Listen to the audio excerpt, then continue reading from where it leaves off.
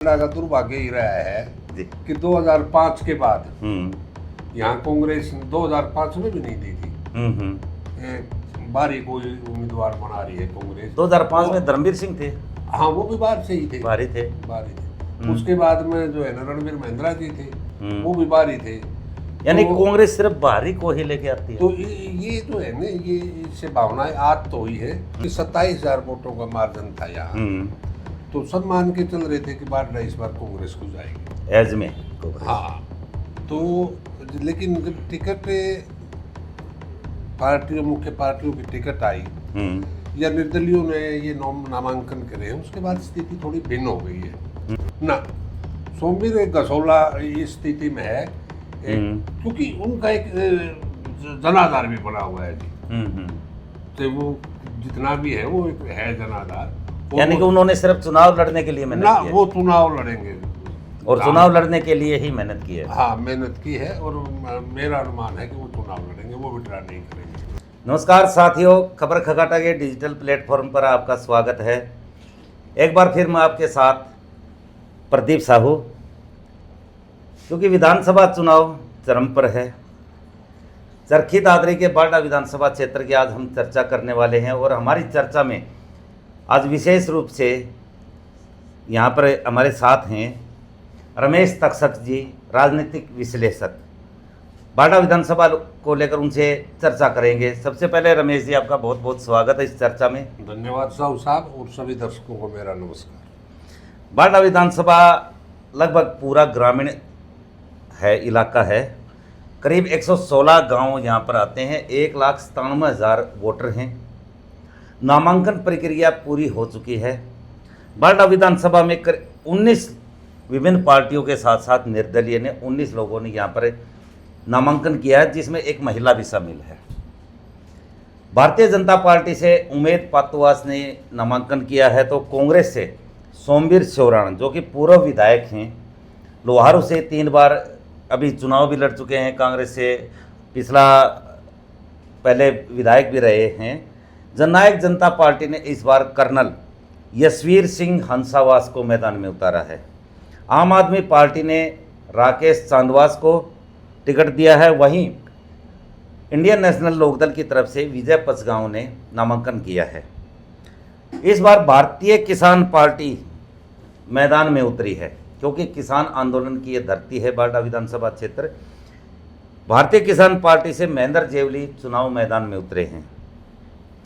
इसके अलावा निर्दलीय सोमवीर गसोला जो कि कांग्रेस से टिकट मांग रहे थे, यहाँ से बागी होकर निर्दलीय रूप से यहाँ पर चुनाव लड़ रहे हैं। जितेंद्र शोराण जो अतर सिंह मांडी के जो बेटे हैं, उन्होंने भी यहाँ पर निर्दलीय तौर पर नामांकन किया है। जो कि रेलवे में अधिकारी थे, सुखविंदर मांडी के चाचा हैं और नरपेंद्र मांडी के भाई हैं। चतर सिंह रुदडोल, विद्यानंद जीतपुरा, दिनेश पातुआस पूर्व सरपंच, धनपति देवी जगत सिंह बाडा की पत्नी, अशोक कादमा, अजीत सिंह जीटर पूर्व सरपंच गसोला, जयप्रकाश चांदवास, हेमंत विजय पचगांव का लड़का, विकास खेड़ी बत्तर और संदीप पिचोप्पा ने यहाँ से नामांकन किया है। नामांकन के बाद में बाडा विधानसभा क्षेत्र की किस तरह की चुनावी बिसात रहेगी, कैसा यहाँ माहौल होगा, उसी को लेकर हम चर्चा कर रहे हैं। रमेश जी, किस तरह का माहौल रहेगा इस बार बाडा में, क्योंकि दोनों पार्टियों से बागी मैदान में आ गए हैं?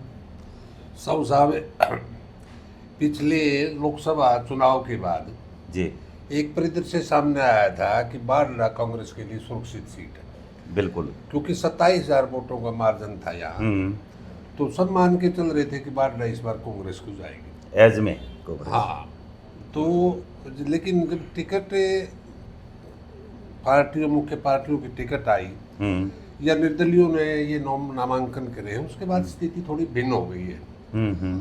अब कांग्रेस से प्रत्याशी आए सोमवीर शोराण, जो लोहारू से 2005 में विधायक भी रहे हैं, 3 बार, उसके बाद 3 बार हार भी लिए हैं, तो बंसीलाल के दामाद हैं। तो उसके बाद इसमें थोड़ी ही चेंजिंग आ गई। जो जितना सुरक्षित पहले माना जा रहा था ना, उतना अब सुरक्षित नहीं है। यहाँ चुनाव फंस गया है। क्योंकि पहले भी इस तरह का मुद्दा रहा है कि बाहरी बाहरी बाहरी। हाँ, लोगों और इस बार भी हाँ, लोगों की भावनाएं थी कि इस बार बाहरी ना हो और हमारे इलाके से हो। और सोमवीर सोराण के पक्ष में तो ये बात है कि वो सोराण खाप के कुछ गांव हैं जो बंसीलाल के दामाद हैं और कांग्रेस की टिकट पे। लेकिन साथ के साथ ये भी हमने सोचना पड़ेगा कि 2005 में वो विधायक रहे जब कांग्रेस की सरकार थी और उसके बाद लगातार 3 चुनाव हारे।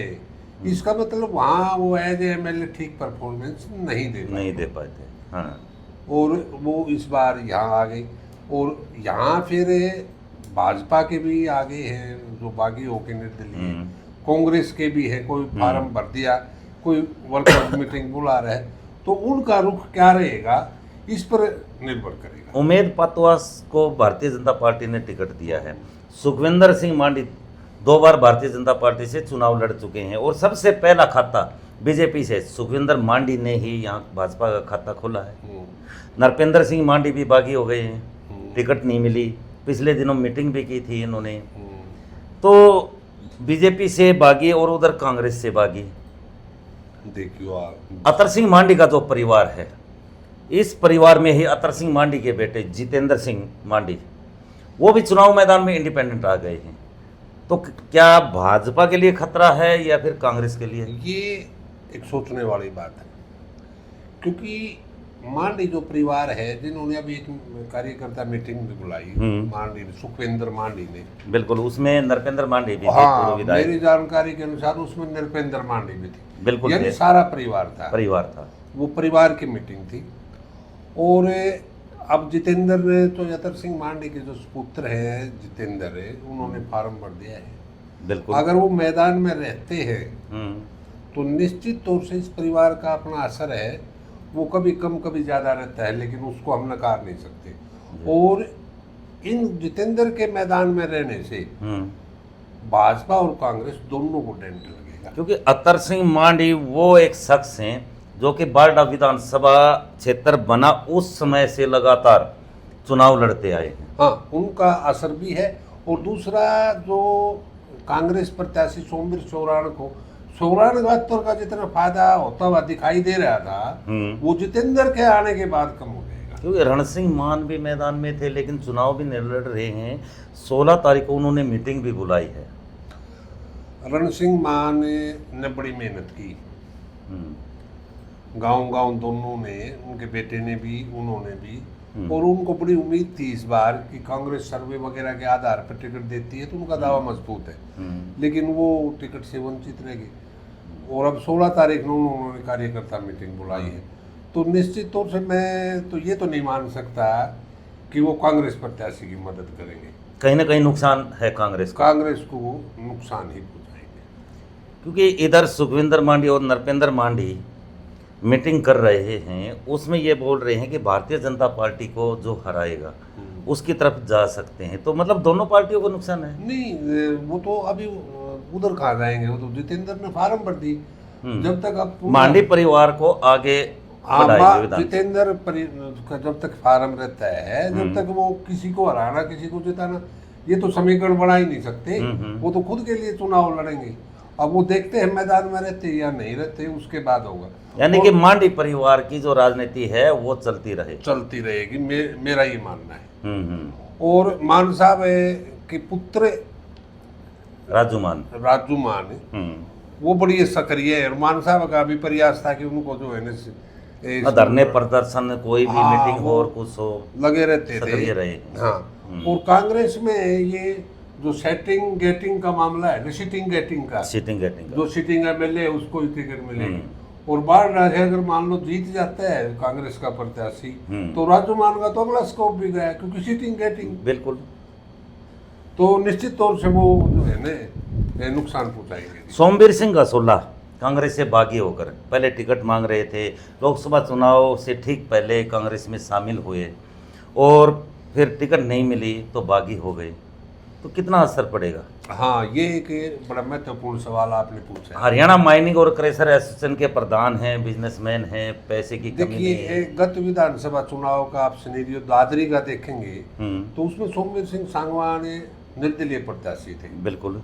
और जो मुख्य पार्टी थे, दोनों ही पार्टियों के जो बागी थे वो सोमवीर के साथ जुड़ गए। बिल्कुल जुड़ गए। तो कहीं ऐसा ना हो जाए, ये स्थिति बारडा में हो सकती है। मतलब चुनावी जो समीकरण है, गणित है, हाँ, वो बिगड़ सके है, वो बिगड़ सकता है और ये मुकाबला त्रिकोणीय भी हो सकता है बारडा। क्योंकि और भी मैं देख रहा था जितेंद्र सोराना जो भी आप चर्चा हो गई है, इसके अलावा जगत सिंह बारडा भी बागी हैं, उनकी धर्मपत्नी धनपति देवी कांग्रेस से बागी होकर निर्दलीय चुनाव लड़ रही हैं। ये भी जो बारडा है, बारडा के आसपास सौरानी है जी। अगर ये रहते हैं मैदान में, मुझे नहीं लगता, लेकिन अगर रहते हैं तो न्यूनाधिक असर कांग्रेस पे हो सकता है कांग्रेस मना ले। हाँ, मना ले तो ठीक है, नहीं मना पाई तो कुछ न्यूनाधिक सोमवीर गसोला को भी मना सकती है ना। सोमवीर गसोला इस स्थिति में है क्योंकि उनका एक जनाधार भी बना हुआ है जी। तो वो जितना भी है वो एक है जनाधार, यानी कि उन्होंने सिर्फ चुनाव लड़ने के लिए मेहनत ना, की है। वो चुनाव लड़ेंगे और चुनाव लड़ने के लिए ही मेहनत की है। हाँ, मेहनत की है और मेरा अनुमान है कि वो चुनाव लड़ेंगे, वो विड्रा नहीं करेंगे। लिस्ट देख रहा था, कांग्रेस के 60 उम्मीदवारों ने दावेदारी पेश की और कांग्रेस की तरफ से किसी भी दावेदार को टिकट नहीं दी। ये बारडा का दुर्भाग्य ही रहा है कि 2005 के बाद यहाँ कांग्रेस 2005 में भी नहीं दी थी। बारी कोई उम्मीदवार बना रही है कांग्रेस। 2005 में धर्मवीर सिंह थे। हाँ, वो भी बाहर से ही थे, बारी थे। उसके बाद में जो है ना रणवीर महिंद्रा जी थे, वो भी बाहरी थे। यानी कांग्रेस सिर्फ बाहरी को ही लेके आती है। तो ये जो है ना, ये इससे भावनाएं आज तो हुई है, वो वोट में किधर तब्दील होती है, क्या होता है, वो सेंटिमेंट्स किधर जाते हैं, वो आने वाला टाइम बताएगा। क्योंकि पिछली बार नैना सिंह चौटाला यहाँ पर आई, भारी थी, पूरा राज तिलक किया, अच्छे वोटों के मार्जिन से जिता दिया। तो क्या सोमवीर सांगवान को नहीं जिता पाएंगे क्या?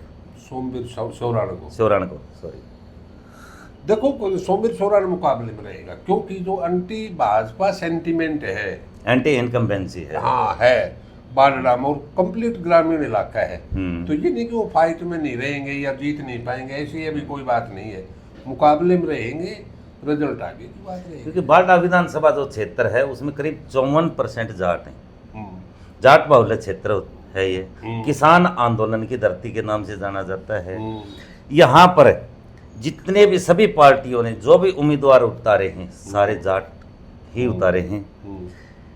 जननायक जनता पार्टी ने कर्नल यशवीर हंसावास पर दाव खेला है।